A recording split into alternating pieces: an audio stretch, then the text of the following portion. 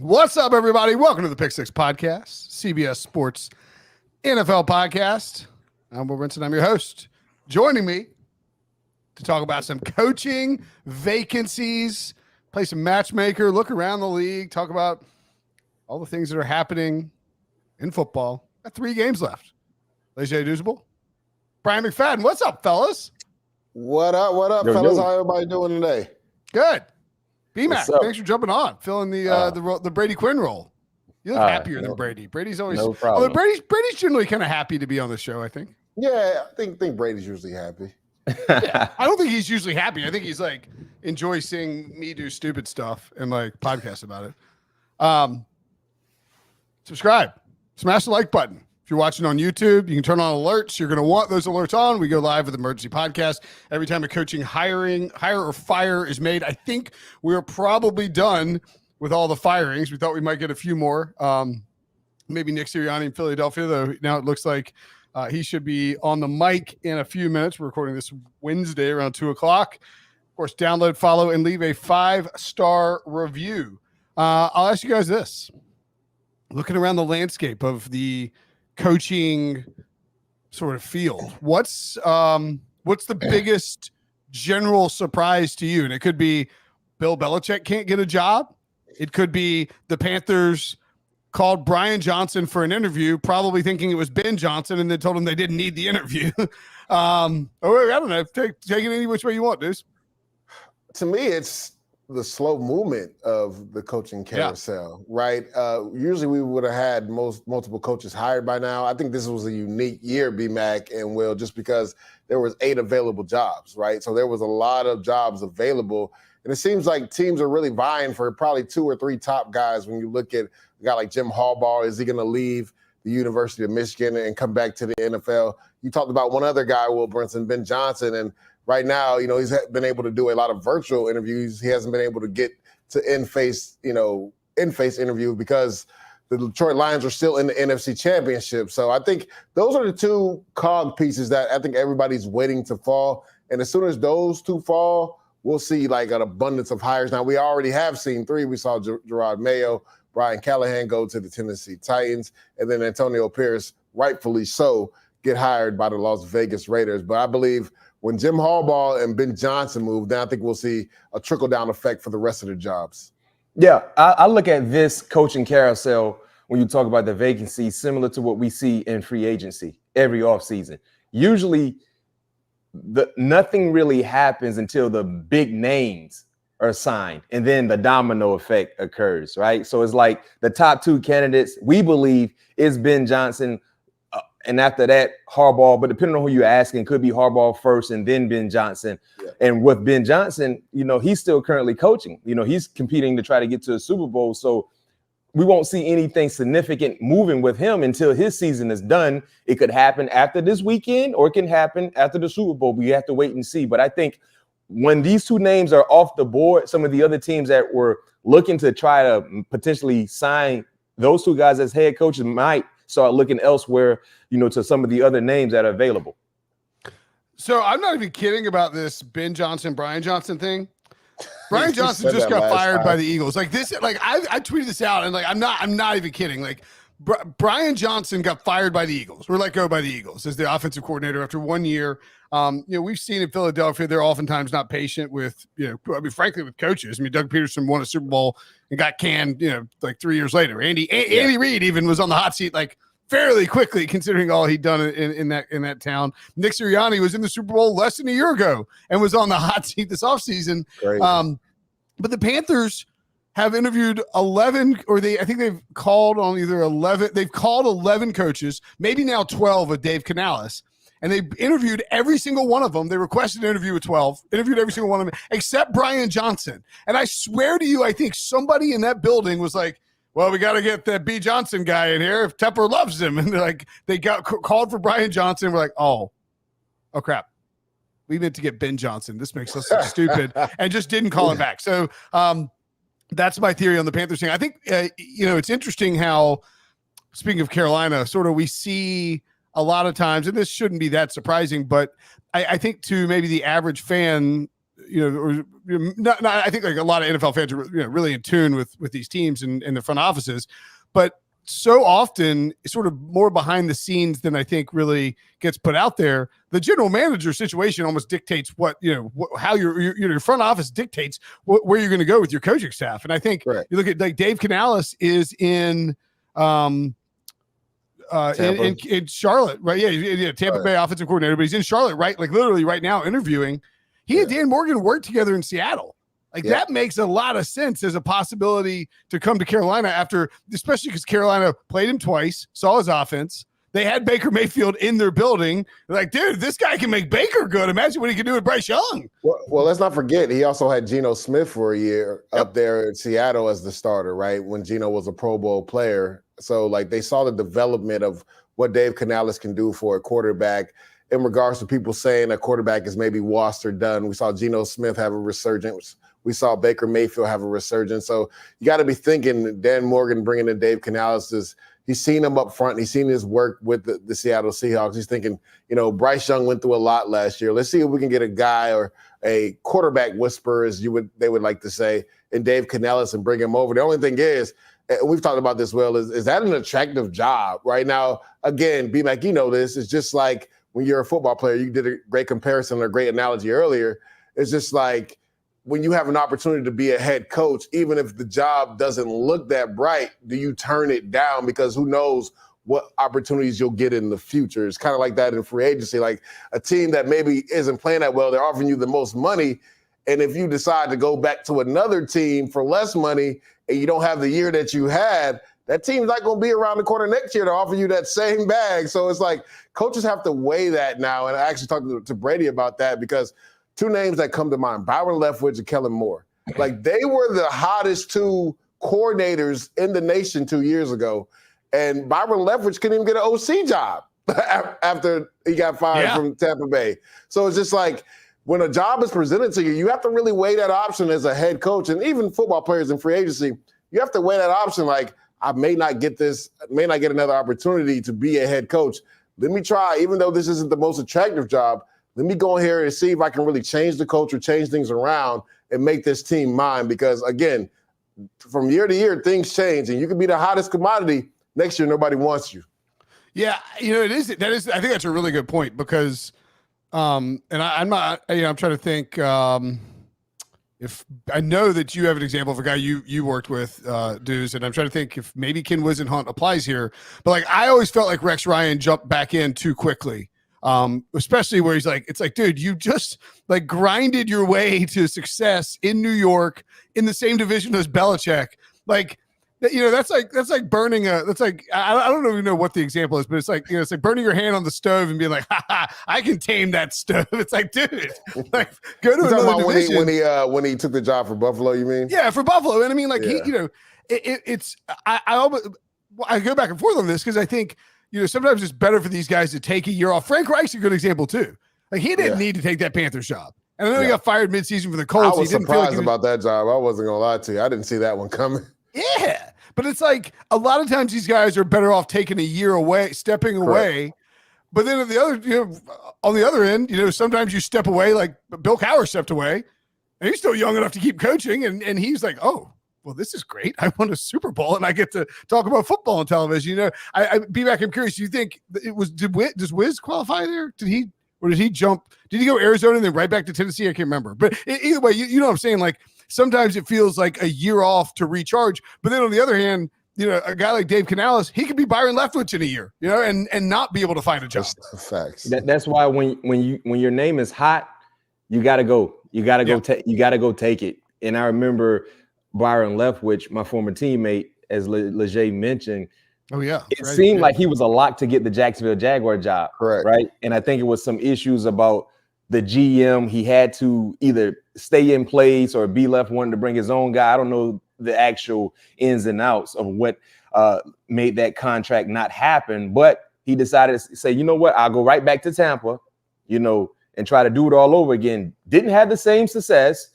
And now, as you mentioned, like he's not even in the league coaching, which is crazy for me. But that's the nature of the game in regards to the NFL especially when you're a coordinator and your name has been associated with so many potential head coaching jobs. And if you want to take a step back and say, you know what, no, I'm okay, then that's okay, cool. Because everyone doesn't have the resume that a Leslie Frazier currently has. He's been a head coach. He's been in the league for such a long time. He has so much respect. His resume speaks for itself. So he can afford to step away for a year. And he understands I'm probably going to have options. Might not be a head coaching option, but someone would bring me in as a coordinator, DC, if I legit let them know I'm ready to get back into the saddle. For some of these up and coming coaches, no, you don't have that same type of resume and respect. So when you have that opportunity, it might be a bad job.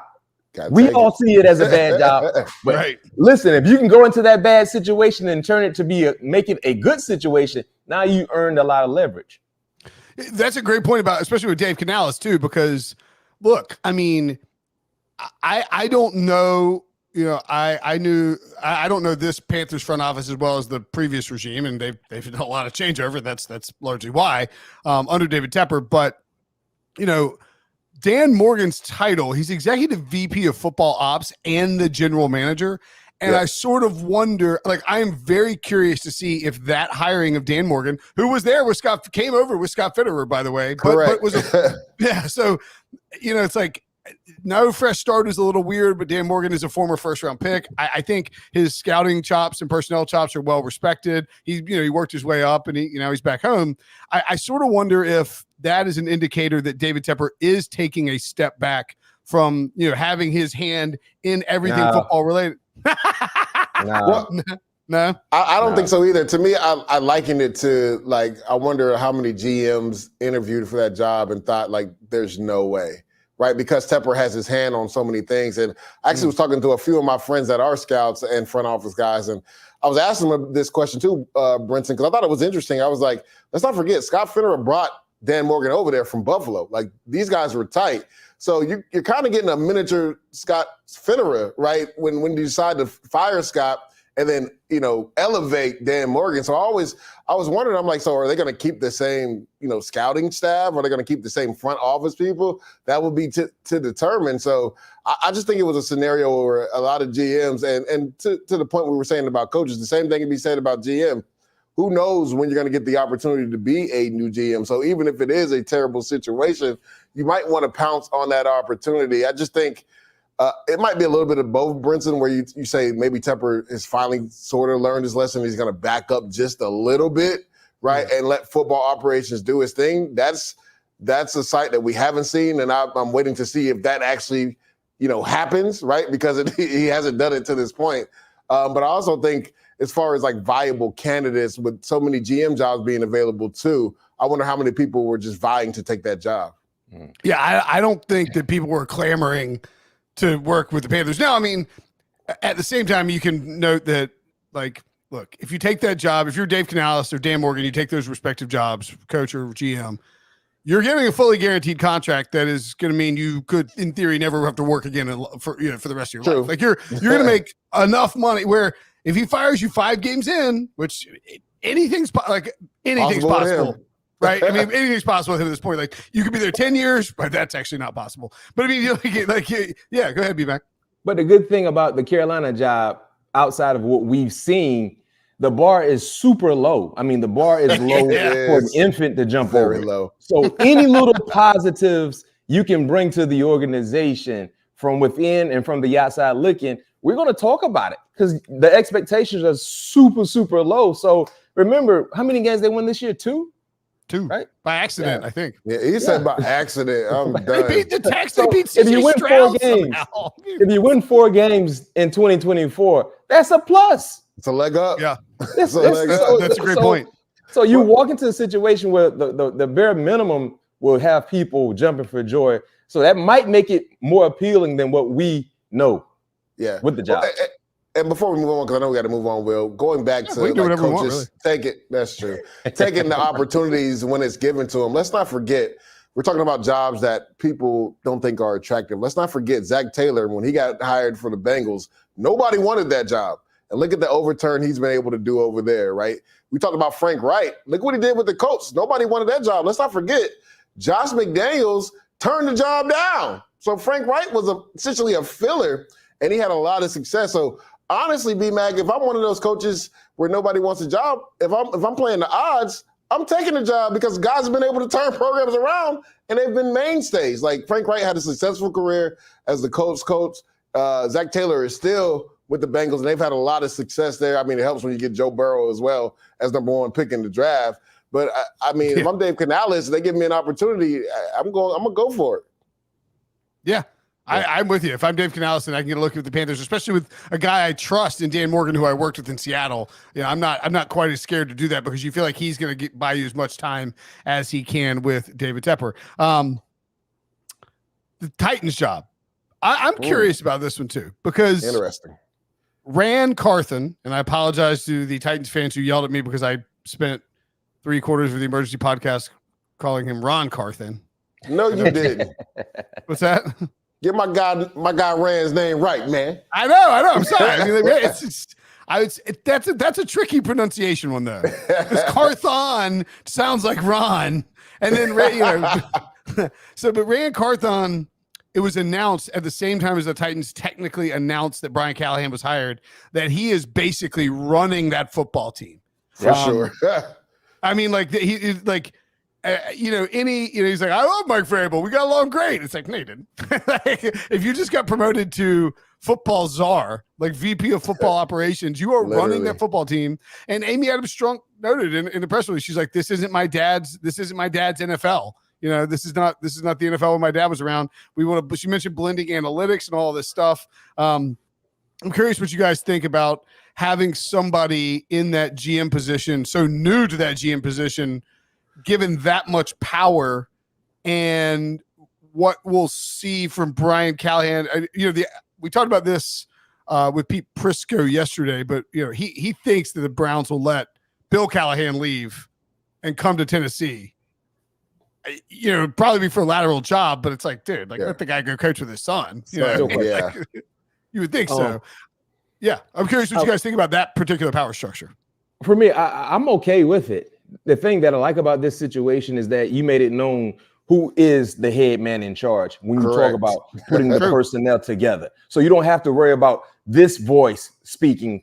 No, it's coming from one person. Of course, I'm willing to believe that Rand will also, do his due diligence and consulting and talking to the people that he has working with him to be able to put together a competitive like roster. So I like that. Number two, he's a former player as well. So he's relatable in regards to what the culture needs to be. Not to mention he came from San Francisco. When you talk about having a solid foundation put in place to build the structure that you need to build on to be able to weather the storm and fight consistently to be relevant. And that's what they need down currently in Tennessee, because it's safe to say, in my opinion, I don't know how you guys feel, this is kind of a rebuild. They kind of started all over. Derrick Henry is not going to be a part of the organization. Ryan Tannehill's moving on. There's some other key contributors. They just lost Kevin Byard. They traded him away during the season. So they started kind of bringing in a new flux of talent within the building. And the best way to kind of get that plan going in the right direction is to, number one, identify who the guy is that's going to handle the personnel. Number two, allow him to do his job.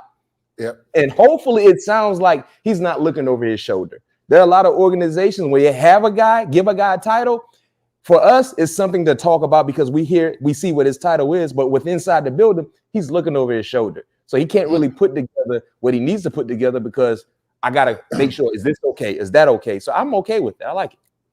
To me, it's a copycat league, and I say that B-Mac, you made a great point where he came from, San Francisco. Let's just look at the people that have left San Francisco and become GMs. Adam Peters, right, GM. Martin Mayhew was there, right, ex-GM. Let's look at you just talked about Ran Carthon. He was there, GM for the Tennessee Titans. The San Francisco 49ers have had more success out of anybody in the last couple of years, besides probably the Kansas City Chiefs, right? So if you're the Tennessee ownership, you see Ran Carthon come from this. You've seen how he does his work, his due diligence over this last year. Let's give him more power. To B-Mac's point, one of the main issues was between Mike Vrabel and the GM, whether it was John Robinson or Ran Carthon. There was supposed issues and a power struggle in regards to certain, decisions made on the roster. Right now, you don't have that option. Right, Ran Carthon's making all the decisions. Your job, Brian Callahan, is to come in and coach the team I put on the field. Now, again, I'm sure he will consult with Brian Callahan. I know Rand personally. I know he will consult with the head coach, so they are on the same page. But I thought this was a great move. That way you don't have to worry about a power struggle, because that's been the issue with the Tennessee Titans for the last few years between the head coach and the GM. All right, let's take a quick break. I agree with you completely. I think having a singular, everybody on the same page makes a lot of sense. There's been a power void there for sure. All right, let's take a quick break. When we come back, we'll talk the coach openings and who might make sense to play matchmaker next. The biggest event in sports is coming to the entertainment capital of the world. CBS Sports HQ will have you covered every minute, getting you set with all the critical analysis you need. Ready, set, Vegas. All right, welcome back. Head coach openings, vacancies still lingering. Quite a few are lingering out there. Quite frankly, a ton of them are lingering out there. Jim Harbaugh and the Chargers. This is tricky because it feels like it's kind of imminent. And I don't, we don't want to like talk about it and then Belichick, signs with the Chargers but I do think it's pretty close to a done deal. It makes a ton of sense. And I'm curious how you guys think Harbaugh. Pete sort of lamented yesterday because it's been reported that Greg Roman would be. Did you work with him in Buffalo at all? I did work with Greg. Greg actually got. Greg is a great dude, but he actually got relieved of his duties after. Because that's when Anthony Lynn took over, right? Correct, and that's what propelled Anthony Lynn to get the head job for the Chargers, because our offense was. But isn't that ironic? Offenses, kind of interesting. So Greg Roman's been reported as the OC for the Chargers, and Pete, that got Pete's, like when Pete gets like, he's like, like his eyebrow got really big, like almost like up above his bald head. But the concern was that we've seen Greg Roman work with Andrew Luck at Stanford before. We've seen him work with, normal quarterbacks, whatever you want to call it. But like a lot of times, it was Tyrod Taylor, Colin Kaepernick, or Lamar Jackson, dudes, we've seen these Greg Roman offenses be very run heavy, having the quarterback throw as much, and you got Justin Herbert there. Any concerns if that's the direction they go? I mean, that's the question Justin Herbert has to ask as the franchise guy, right? And I'm sure he's in talk with ownership. Now, again, I don't know how much juice he has. We've seen a culture shift lately where quarterbacks are kind of in those meetings when they decide to bring in a new head coach. But I think the thing that's interesting for the Chargers, they're looking for a new GM as well. So that's an issue in regards to that. So, like, who does he talk to? Does he talk directly to ownership and ask, if they bring in Jim Harbaugh and he brings in Greg Roman, like, what does that mean for my development? Now, I think Justin Herbert also has to ask himself, we look at the history of what Jim Harbaugh has done. He wins everywhere he goes. And that's been the biggest knock on Justin Herbert, right? Getting it done when it mattered the most in the playoffs, right? Finally went to one playoffs 2 years ago, ended up losing when they had a significant lead, right? Didn't make the playoffs this last year and got hurt. Has almost every passing record for like a quarterback in the first 3 or 4 years of their career, but it hasn't equated to wins, right? So you got to ask yourself, if I'm giving a little bit by bringing in Jim Harbaugh in, but I get the winning right, and I don't throw as much and I don't get those crazy numbers, am I all right with that because I'm going to win ultimately? That's the question that he has to ask. Do I want to be great and not have the gaudy passing numbers, but have a chance to win a Super Bowl?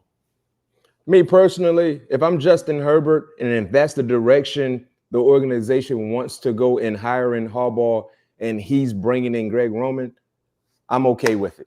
And the reason why I say that, guys, is because, as you mentioned, Leger, everywhere that Jim Harbaugh has been, he's won. Go back to his early years at University of San Diego. Yep. 2 11-win seasons. 2. Then you talk about Stanford, right? 11-win season there, the first ever in program history. They finished the BCS era ranked number 4. Then he goes to San Francisco. Remember that San Francisco team he took over? How bad they were? If I'm not mistaken, they hadn't had a winning season since 2002, and he went to the title game his first year. They won like 13 games the first year. Title game. 13 games.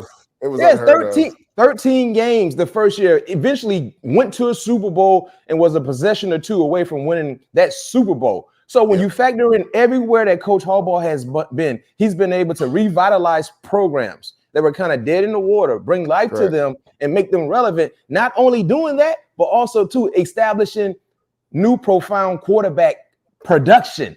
That's the thing as well. San Francisco, all the success he did so with Colin Kaepernick. Remember what he did with Andrew Luck in Stanford. And then, of course, currently, most recently, J.J. McCarthy, who potentially could be a first-round selection. So and he flipped around Alex Smith's career, too, before he was winning with Alex Smith. The first year. They won 13 ball games. That was with Alex Smith. So two things I know about Coach Harbaugh, just following his coaching resume as a head coach. He's won everywhere he's been, and he's got outstanding production from his quarterbacks. Regardless of how you like their system or not, the quarterbacks in his systems, they've done fairly well. And I would say this as well, to Justin Herbert's credit. All the quarterbacks that Coach Harbaugh has worked with outside of Andrew Luck, Justin Herbert is way more talented than all of those guys. Way more talented. So one would think with this new age and how we've seen Coach Harbaugh adjust to calling plays and being involved offensively, that he should be okay, I think. Yeah, I agree with that. If quick grade, if you had to assign a letter grade preemptively, assuming Harbaugh goes, what's that? A+. Yeah. To me, I pegged them to go there since they won a national championship. To me, that'd be the A for sure. And real quick, Leger, what people don't understand about Coach Harbaugh, which I love, and you would appreciate this as well, his style of coaching resonates to an old school style of play. Everywhere he's been, it's been hit you in the mouth on both sides of football. And most recently at Michigan, they're one of the few, if not the only college football program that still practice 907 drills. Think about that, Leger. I was gonna say, to your point, right? They tried to make a change a few years ago to a spread offense, and it didn't bode well for them. And so he switched it back and was like, "Nah, I'm gonna be who I am. If I'm going down my way." And we saw the physical nature and how it took over in that national championship game versus the University of Washington. So yeah, I get what Pete was saying to you, Brinson. He's been saying it for like the last 2 weeks. If I'm Justin Herbert, I don't know if I'm happy, but it's just like I think Justin Herbert's already got his bag. He has almost every record first 3 years in the NFL, passing-wise, statistic-wise. Why not, table some of those passing records for actual wins in meaningful games in January and February? Agree with you completely. I give it an A as well. And by the way, like the Wolverines, people sort of forget this too. When Harbaugh got there, they'd been like 5-7 the year before with Brady Hoke, and he immediately had them like one game away from the playoffs. I mean, the guy wins everywhere he goes. Also, I mentioned this to Pete yesterday, sneaky bonus to Harbaugh to the Chargers. Jim Harbaugh, Sean Payton twice a year. That could get spicy. Like those dudes could be like at each other's. Do you remember when Harbaugh and Jim Schwartz got fight at midfield? That was incredible. Yeah. And don't forget too, what a lot of people don't know is that the Broncos actually almost signed Harbaugh last year. They had a deal in place. Yes. Oh, that's right. Sean Payton wasn't the first option for Denver a year ago. Let's look at the other openings. The Falcons. Let's play matchmaker. Who do you think, you guys get to match up, who you think would be the best fit for the Atlanta Falcons?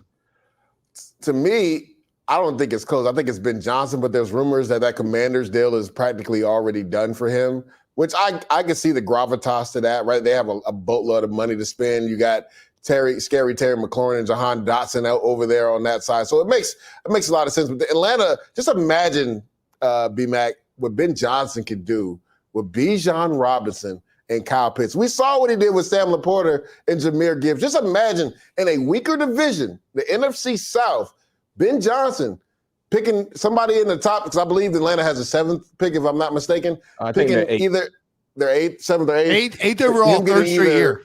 Yeah, him getting, Jaden Daniels or potentially even Michael Penix Jr. in the draft, and then also having Jahmyr Gibbs and Kyle Pitts at tight end, what he could do with that offense. They're going to be physical and run the ball, and Ben Johnson does that with the Detroit Lions because they have one of the best offensive lines. They have a stable of running backs. Like, imagine Ben Johnson with the Falcons. Like, that just makes too much sense to me. Yeah, I didn't mean Leger didn't talk about this, but I have Ben Johnson as well. I took Ben Johnson for some of the same reasons that Leger mentioned, and I love the identity, the similar like identities offensively. You talked about Kyle Pitts, Drake London, but Bijan Robinson and Tyler Algier. Kind of thunder and lightning what he's currently dealing with and working with David Montgomery and Jahmyr Gibbs in Detroit. So similar like backs, bigger style backs, both physical, and one guy is super fast, and Bijan, the same can be said for Jahmyr Gibbs. And also too, I think the money they could throw at him, you know what I mean, in regards to just the coaching salary, because Arthur Blank is 81 years old right now. I mean, he has no time to be patient. He got to go out and try to go get a splash name at the head coaching position that can help his offense, most importantly, thrive to be the best that they can be. You talked about a watered down division that has to be appealing as well. You just got to find the answer at the quarterback position. But outside of that, I think Ben Johnson would be a great pick for Atlanta. I'm going to throw out Belichick for Atlanta. I think it's just a fun fit. He's got to get like Josh McDaniels. They got to get a quarterback, obviously. Did you just roll your eyes at Belichick to Atlanta? I did, and I'll explain why. I'll let you go first. No. I just think with it, you're obviously a quarterback away, and I don't know that I want I understand this is why the Patriots, part of why they moved on. They're like, we don't know if we trust Bill Belichick, which is an insane statement, by the way. We don't know if we trust Bill Belichick to develop a quarterback. But I mean, he's 1 for 2, and he did pretty good on the first one. And you like Jimmy G, Matt Castle. Was that essentially? Okay, he was the head coach, so he definitely pushed Tom Brady. But as far as they said when Tom Brady came in there, the way he was talking, B-Mac, he was going up to Robert Kraft as a 6th-round pick and saying, "This is the greatest pick you've ever made in your life. I'm going to be the starter for you." So some guys just have it. People will say what they want about Brock Purdy. He was Mr. Irrelevant. But all the players that I talked to, because that's where I finished my career that were on that team, they said that the swag that Brock Purdy had from day one. B-Mac, there's certain players just have it, bro. They just have it. They just need the opportunity. And yes, Drew Brees going down allotted Tom Brady that opportunity. I'm not saying Bill Belichick didn't have a hand in that, but some people are just born great. I think Tom Brady was just born great, right? He just needed an opportunity to prove that he was great. So I liken it to this, right? I know people will say that, he was the favorite Bill Belichick for the Atlanta job, but now there's rumors that nobody is really vying for his services, and that usually is a telltale sign.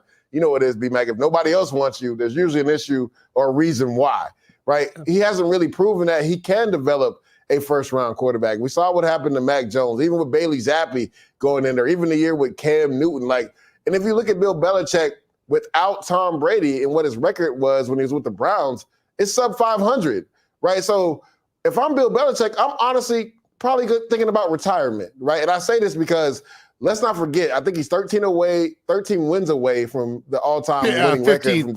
15 total. If right? he wins 15 games, he has the record when you combine regular season and the playoffs. Yeah, but then there's the other record that he's flirting with too, and that's the most losses as a head coach with the great Tom Landry. So you go to Atlanta and B-Mac, he has a couple bad years. He might be in a position where nobody ever catches that record, and you're known, even though you're known as the GOAT, but you also have that record holder as the most losses as a head coach in NFL history. So to me, again, I think that Arthur Blank, like you said, is 81. He never thought he'd have a chance at Bill Belichick. So there was a lot of, gravitas with that. And he was like, maybe let me take my shot at Bill Belichick. But now that he sat back and Rich McKay has sat back, I think they realized nobody else is truly clamoring to get Bill Belichick, because that's a Patriot way. Is it conducive to the current NFL right now? I don't think so. And I think it'd be tough for Bill Belichick to have success with the Atlanta Falcons. We already talked about Arthur Smith not getting the best out of Bijan Robinson and Kyle Pitts. I would hate to see, them have another year of that with Bill Belichick at the helm. And that's no disrespect to him. I just think the way he coaches and the way the Patriot way is not conducive to the current NFL right now. Does Bill Belichick get a job this offseason, B-Mac? I don't think so. Wow, really? I don't think so. I mean, the reason why. Do you realize how insane this is? It sounds crazy, but so here. This is why I don't think so. Number one, he's only interviewed with one organization. There were at one point 8 vacancies, correct? Correct. Yeah. He's only interviewed with one. It's not like his team was in the playoffs. Their season was done at the end of the regular season. Only one team has interviewed him. That's alarming. Number 2, Leger talked about what he's done over the last few years, especially without Tom Brady. It hasn't been appealing. So you're telling me you're hiring a guy to come into your organization over the last 3 years. He's been below average as a head coach, as a personnel decision maker as well. And then finally, he's 71, 72, right? Like so, Bill Belichick, yeah, I think he's like 72, 70. Yeah, 70. I know. Pete Carroll was the oldest. He's 71. He was right he's under 71. him. Yeah. So for these organizations that are looking for head coaches, it's safe to say they're looking for some type of structure, right? Moving forward. Bill is 70, 72, 71. What do you think he has left in the tank? Maybe 3 years? So if your organization, do you want to have to reevaluate and go all the way back to the table again for a new head coach, especially some of these bad organizations? So that's why I think I say no. There's also, and like I've heard this from several different spots, like, and I think it's viable because it's something that you're sort of intimating here, BMAC, and I think we could all agree, like, and Dudes, you brought up the wins. What if he just wants to get the 15 wins and be like, all right, I'm out. In other words, like it would, like he goes 9-7 or 9-8, I guess now, or if he went 8-9 and 7-10, he's like, well, I'm out of here.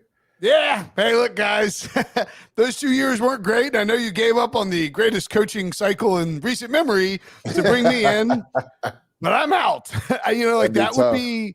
Yeah, I mean, like you could really set a franchise back because Teddy Bruschi said that during the season last year. He's like, Bill's no longer coaching for a championship; he's coaching for that record. And if that's true, that's really damning. Yeah, I mean, I think that's what teams have to put into perspective too, right? And Bill Belichick is the ultimate competitor, so I think he would do his best. I don't think his coaching style is conducive to the current NFL landscape and how it's played. And my thing is, if you're ownership, if you're a GM and you bring him in, like you said, Will, does it set you back 3 or 4 years because he comes in, right, and you don't get anything accomplished, you win 7 or 8 games, what does that do for your franchise moving forward? You can start over from square one, but you could have just started over from square one right now and hired a younger coach that could be there for 5 to 6 or 7 or 8, 9 years and really change the culture of your team. All right, let's quickly – sorry, the Belichick thing derailed it, but it's a great conversation. Panthers, I'm going to throw out Dave Canales. I think that's a good fit. Worked with Dan Morgan, stealing an offensive coordinator from the division. I don't know. I don't really know. It's like somebody's got to take the job, I guess. Somebody's got to take it. I'm gonna say him. I'm gonna say him or Bobby Slowick. Okay, I like Bobby Slowick. I go Slowick as well. I go Slowick and I say make Bryce Young look like how CJ looked last year. That's it. Exactly. That's what we need. Yeah, I go Slowick as well. Okay, by the way, just that's a good call. Wouldn't be surprised if David Tepper like that. We're just worth noting that Tom Pelissero of NFL Media tweeted former Titan coach Mike Vrabel is at the Falcons job. Falcon is in Atlanta interviewing right now. Additionally, Jim Harbaugh is scheduled to meet with the Falcons tomorrow. They flirting with everybody. You don't want to let somebody like Harbaugh out of the building. Like you want to you want to interview him. Commander's job. I'm going to say Ben Johnson. I think it's a great fit there. I had the Commander's job ranked number 1. And the reason was for open jobs, I just think Josh Harris is doing everything in his power to be the opposite of Dan Snyder. And one of those things is going to be just being really patient. Like Dan Snyder fires Ron Rivera on Ron Rivera's birthday, like the last day, like the Sunday of the season. He's like, sorry, Ron, you're not coaching week 18. You're fired. It's like, it's my birthday. I don't care. Josh Harris was like patient, want to let him do the whole season. I think if they approach it the way it looks like they're going to approach things, innovative, you bring in Adam Peters, I think that's a really good job, especially with the number 2 pick. So I think Ben Johnson, I like him in Washington. Yeah, it makes a lot of sense. It seems like that's where it's headed whenever the Lions season officially ends. I threw a name out there the other day. We did this segment on HQ Spotlight, and it was called Le GM. I was playing GM and naming potential head coaching vacancies.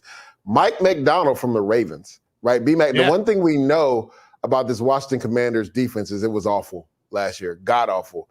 Mike McDaniel has changed the culture around for the Ravens. And it's hard to say that, right, because the Ravens already have a culture. But let's not forget, before the Roquan Smith trade and before Mike McDonald got there, right, they got rid of their defensive coordinator who ended up going to the Giants. And now he's not at the Giants anymore. And Wink Martindale, Mike McDonald has really changed that defense around. It's the number one defense in football, number one in takeaways and sacks.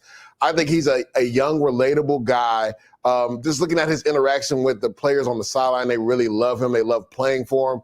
I think he can really galvanize that franchise, more specifically on the defensive side. And we always say this, right, B-Mac? First and foremost, you got to have a leader of men. You got to have somebody that those 53 men are willing to follow, right? Everybody wants an offensive guru. That isn't it, right? We saw what Antonio Pierce did with the Vegas Raiders and changed things around there, right? We've seen multiple times. Even Nick Sirianni technically doesn't call the plays for the Eagles, but he was able to get them to 3 straight years in the playoffs. So you don't always automatically need a guru. Dan Campbell, great example with the Lions, right? You got to have a leader of men. You can get an offensive guru as a coordinator, especially with all these guys coming from San Fran and that tree, like Bobby Slowick and what he's been able to do, Mike McDonald, right? So you can get an offensive guru. I think you need to fix that side of the ball. That defensive side of the ball was awful last year. I think Mike McDonald, keeping them in the DMV area makes a lot of sense. For me, I go another defensive-minded coach as well. I go Dan Quinn. Previous head coach for the Atlanta Falcons. Remember, he got that team to the Super Bowl, led by MVP Matt Ryan. And it's safe to say, because of the direction of the offense and what they were doing, they didn't lose that game because of Dan Quinn. It was just the inability to run the football or the want to. And then you look at what he's done in Dallas the last few years. I mean, made Dallas one of the more productive defensive teams that we've seen in quite some time. And he understands the division. He understands the division. He's a relatable coach as well. He's a player's coach. The way how he got everyone to buy in to what he was doing in Dallas, proves that. And I believe he will be a head coach somewhere in the National Football League. When you look at some of the openings that are still available, and I think that would be a great decision if Washington decides to go that route as well. All right, Seattle, very quickly, one-word answer: Mike Vrabel or Dan Quinn? I go Mike Vrabel. I like it. I think either one. I think either one could work and would work well. Let's take a break. When we come back, we'll wrap up the Survivor Pool and quickly preview the championship weekend. Next. Well, you need your sports news anywhere? We've got breaking news to bring you. Then get your sports anytime you want them. Big trade news overnight to discuss. Because we know you need sports all the time. A lot of movement in the rankings this week. A legend adds to their legacy. We're bringing you that breaking news right here on HQ. CBS Sports HQ, anywhere, anytime, all the time. All right, let's talk about these games really quickly. Chiefs at Ravens, Lions at the Niners. Which game? And obviously Chiefs at Ravens on CBS and streaming on Paramount Plus. Of course, we all want to watch that. But which game of these do you think, Deuce, is more likely to feature an upset? Ooh, I mean, that's your definition of an upset, because I think the Ravens are actually favored in the game. Ravens are favored, yeah. I mean, I guess the answer is obviously the Chiefs. Yeah, so I would Chiefs say winning. I mean, yeah, to me, I think the more obvious upset, even though the Ravens are favored, I would say is the Lions, right? Just the brand of football they played. And what we've seen lately from the 49ers defense, they haven't played to the standard, right? Last week versus the Green Bay Packers, and the Packers offensive line has played amazing the last 2 weeks, whether it's versus Dallas and shutting down Micah Parsons or versus the 49ers, where they didn't give up a sack. They were playing the Avengers D-line, B-Mac, and didn't give up a sack, right? Nick Bosa had 5 quarterback hits. He was the only one near the quarterback, right? Javon Hargrave had one nice rush earlier in the game. Didn't see him the rest of the game. Didn't even hear from Chase Young the whole game. So, this Lions offensive line is better than the Green Bay offensive line. Now, we'll see what happens with Jonah Jackson. Is he healthy enough to play? But I can see this Lions team, with the way Aaron Jones was able to run the ball. We saw Jahmyr Gibbs really come to life in the fourth quarter versus Tampa Bay Buccaneers. I can see that upset before I see, the Chiefs beating the Ravens. Hey, real quick, can we pause? I got to let my kids in from up top. Go knock it out, B-Mac. Well, Deuce and I'll keep talking about this. You're good. You go do what you got to do. We are not paused. We are still live. Okay, so I think both underdogs could win here. I wouldn't be shocked at all if the Lions went in there, and because Pete had the line, and we like to make fun of Pete, but he's like, if you can block him, you can beat him. Talk about the 49ers. He loves saying that. He does love saying it. I mean, he beats these. He loves these little, he's been saying that probably for 40 years. But but the Lions can block, man. Frank Ragnow is tough as nails. Yeah. All right, why don't you help me with my Survivor pick then? as we await BMAC's return, because I'm the only you were knocked out in the wild card round. Ryan Wilson picked for me last week and took the Lions to secure he picked the Lions with me. I helped him out on that, and so the Lions was probably the easiest pick as far as covering that week, and I was right. Well, the Ravens blew the Texans out. I didn't see that happening, but I knew the Ravens would win that game at least. Yeah, I'm glad he went Lions, because now you wouldn't go Lions here. I mean, would you go? I think you got to go 49ers, right? Do you? You want to do you think? I mean, do you go Ravens over the Chiefs, or do you take the Chiefs? Is the question. Like, I mean, I just think again, we know the conspiracy. Just win. The conspiracy theory, with the Super Bowl colors. Yeah, man, I think the Ravens and the 49ers are going, man. I just think the Ravens, if you look at Lamar Jackson, he just looks more focused than I ever seen him. And then you hear guys like Roquan Smith and Patrick Queen talk. That team is just locked in on a different level right now. Like, they came out as a different team that second half versus the Houston Texans. And Lamar was almost on his Optimus Prime. I'll do it myself. Yeah. Right? So, the way that Lamar Jackson is playing right now, and I know it's hard to go against Money Pat Mahomes, but the way this Ravens team seems to just be focused this year, and the way that defense and Mike McDonald schemes things up, I'd probably lean towards the Ravens than the 49ers, because the big question mark is, will Deebo Samuel be able to go? All right, B-Mac, you get to play Survivor. You get to join this. Like, Brady's knocked out. Deuce is knocked out. I'm still alive. Wilson picked for me. We're not playing for anything, but you get to jump in. I'll give you first pick. You can pick one team Survivor, not against the spread, just straight up. You got to pick one of the 4 teams remaining to advance to the Super Bowl. Who would you go with? San Francisco. Okay. That's what Will said, too. Yeah. So you going with the Chiefs or the Ravens, Will? Which one? I'll stick with the CBS game. I will go Baltimore. I think the Ravens. Ooh, I think the Ravens. Talking about Will. Here's the thing that I think is interesting. Both the Ravens and the 49ers started slow, and they've been off for week 18, off for the bye. Yep. And I think with a week under their belts, the Ravens cruised, but it was close at halftime, obviously, and then the Niners escaped barely. I think those teams come out a little more well-oiled, and we see the number 1 seeds fully healthy. Yep. Do their thing and advance for a number 1 seed, Ravens 49ers Super Bowl. And no matter what the matchup is, it's going to be a good one. I agree. Not just because it's on CBS and it's in Vegas, but I mean, I think, look, if we get, by the way, Chiefs Lions, Swifty and the Lions who've never been, haven't been to a Super Bowl. That would be a rematch of week 1. Remember week 1. Yep. Week 1 rematch. All right. That'll do it for us. Thanks for watching. Thanks for listening. Great stuff as always, fellas. For Dues, for BMAC, I'm Brinson. Hit that like button, hit the subscribe button. We will see you guys later.